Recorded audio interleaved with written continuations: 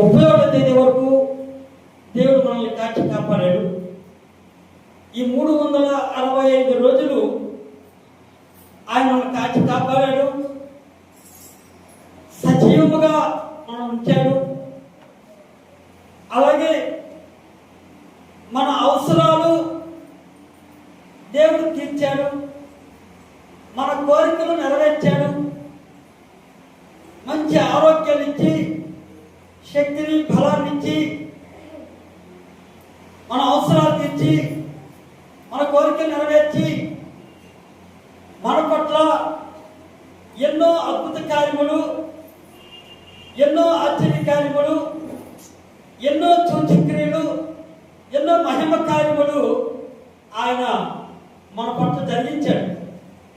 కనుక ఆయన చేసిన ప్రతి మేలును బట్టి దేవుని స్తుతించుటకు, గణపరచుటకు, మహిమపరచుటకు, ఆయన చేసిన ప్రతి మేలును బట్టి కృతజ్ఞతాస్తుతులు చెల్లించుటకై ఒక 3 దినాలు మనం ప్రార్థనలో ఉంటున్నాం.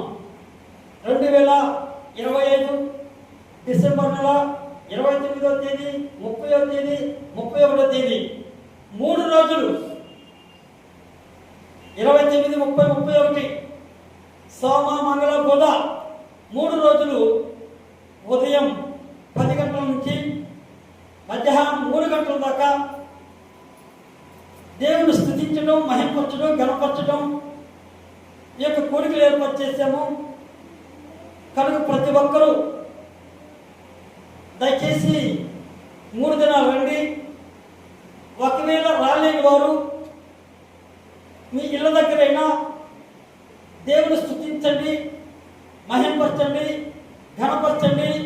2026లో ఇంకా మేలులు పొందండి. మొదటి కంటే రెట్టింపు ఆశీర్వాదం పొందుకోండి. మునుపటి కంటే అధిక మేలులు ఆయన జరిగిస్తాడు. దేవుడికి సందర్భంగా కొన్ని పాంప్లెట్లు ఏర్పాటు చేసాము. తండ్రి, కుమార, పరిశుద్ధాత్మ నామములో ఈ ఓపెన్ చేద్దాం. మహాపరిషుద్ధుడా, మహోన్నతుడా, నీ ఘనమైన నామములకు వందనములు, స్తుతులు, స్తోత్రాలు చెల్లిస్తున్నాం. ఇదిగో ప్రభా, ఈ 2025 జనవరి 1 నుంచి కూడా నాయన ఇదిగో ప్రభా డిసెంబర్ 21 వరకు కాచి కాపాడారు. స్తోత్రాలు.